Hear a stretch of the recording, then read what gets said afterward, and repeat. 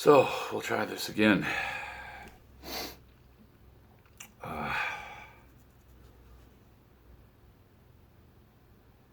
Anyways, when I make these little clips, they really are just spur of the moment. And it's like, got interrupted the last one I made half an hour ago. And it's like, can I get that mind frame back? Sometimes things just are epiphanal. They just hit.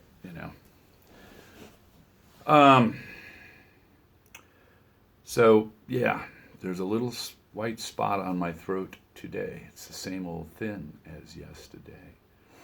Little rewording of the lyrics from a Police song. But, yeah, so I got a text from my ex just seeing if I was still alive. And I am. I'm doing a little bit better. Some of you might have heard that I have strep throat. I do. So it's got to kind of limit the talking and so forth. You're like, really? Yeah. But anyways, she said something to me, right? And it's totally natural in our relationship all these years, married or not, together or not, to say something funny back to the other person or something totally unrelated, right?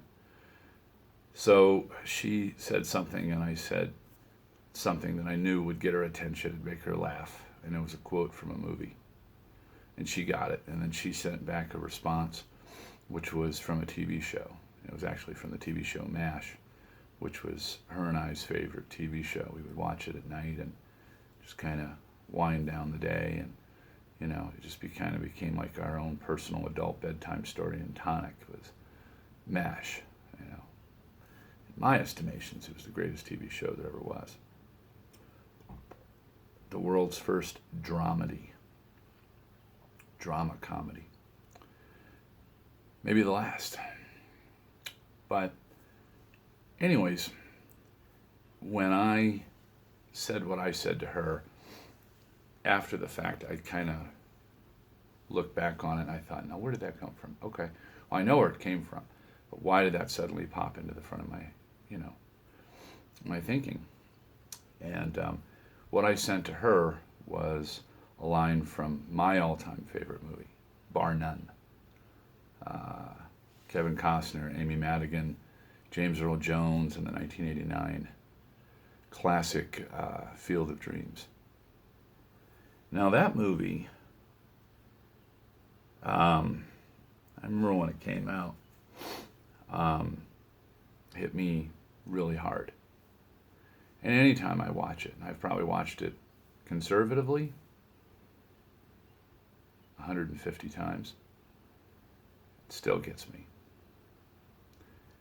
And even though a lifetime has happened, for me, 10 lifetimes, but for most people, 1 or 2, since that movie came out in 1989, it still impacts me. It's still, so beloved in my heart. And that movie really has been kind of a beacon, something that I really, really get it, and how it applies to how it applied to my life, and in some ways it still does. It was based on a book by a writer by the name of W.P. Kinsella. And the book is fantastic. As you know, books and movies have some parallels, but usually books go into a lot more depth and detail than a movie, because a movie's got, an hour and a half, 2 hours or so to captivate the audience. So it has to be very kind of a Reader's Digest, abridged, to a movie, generally speaking. A book is a lot different. But in this case, in both cases actually, the book and the movie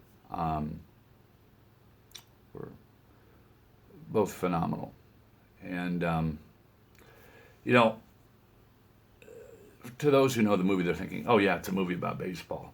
Well, I think that's a very minor part of what the movie's about. It's about a man who's trying to reconnect, a man trying to reconcile, a man that's trying to truly come to grips with his late father and other things in his life. And it could also be construed, he's 36 is the age timeline that he's at in the movie, coming into a midlife crisis and so forth. But where I take it a step further in from where I find a lot in the movie is the relationship between Kevin Costner and Amy Madigan, the husband and wife. They have a daughter, like me, and they do something completely foreign, certainly to him, and kind of a long shot for her, even though she's from the part of the country where they, buy a farm and start out this idea together that they're going to be approaching middle age and become farmers with a daughter in tow. And it's clear to me that, Kevin Costner, being from California, he's much more of a suburbanite or a city slicker, and she's from the Midwest, but has an idea of the lifestyle, but still, trying to convince him that, he can do it. And I think it's kind of like parlayed into something that they wanted someplace good to raise their child, not just in the confines of a city.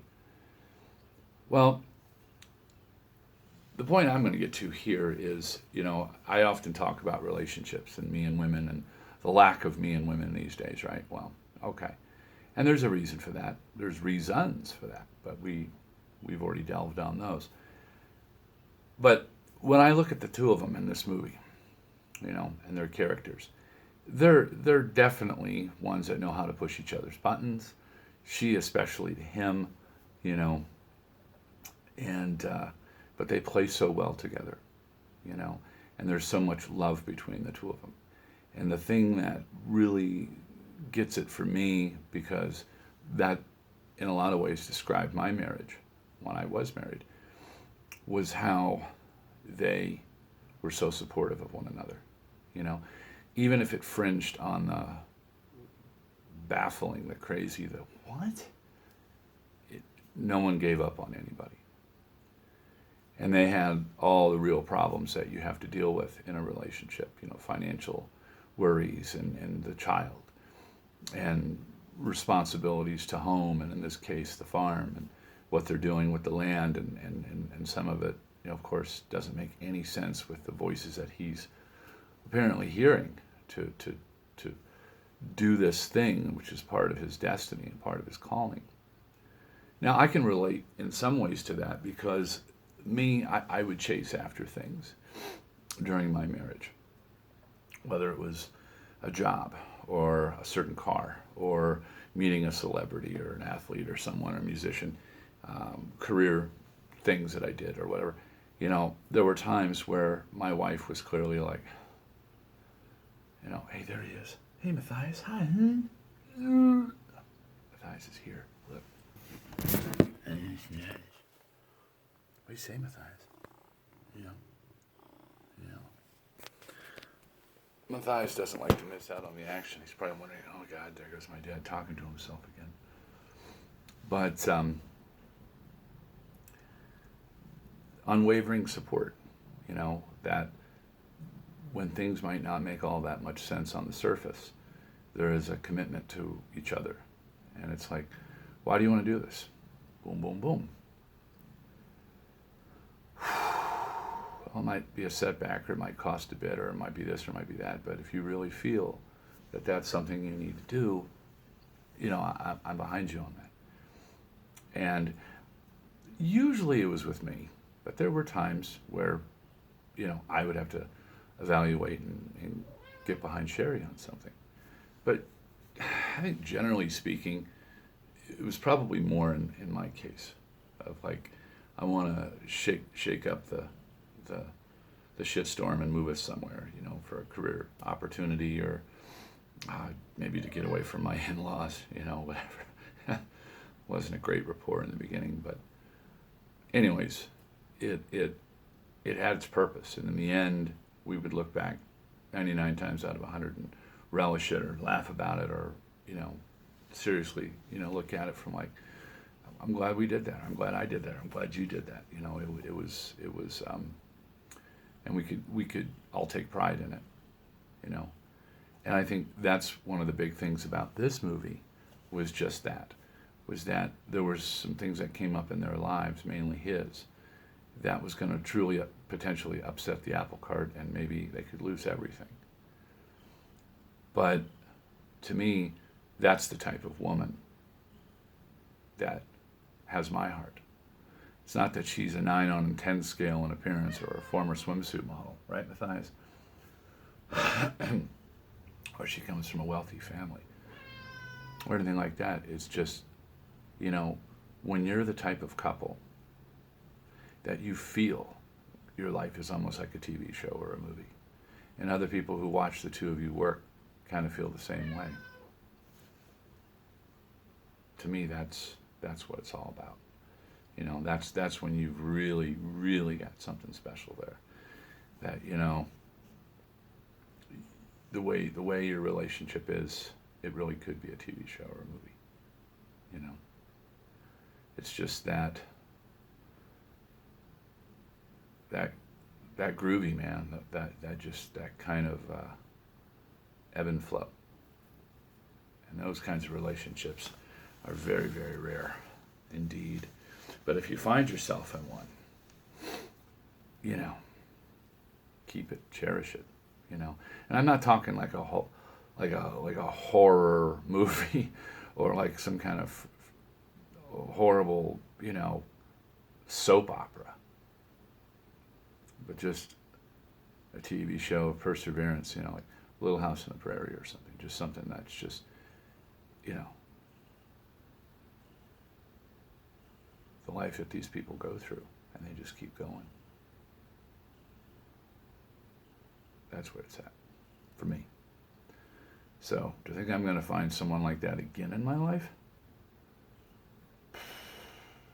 Pretty doubtful. But I'm just glad I found her at least once. Feel me? Love you guys. Bye. I know. Take my meds. Keep sleeping. I'll be all right. I will.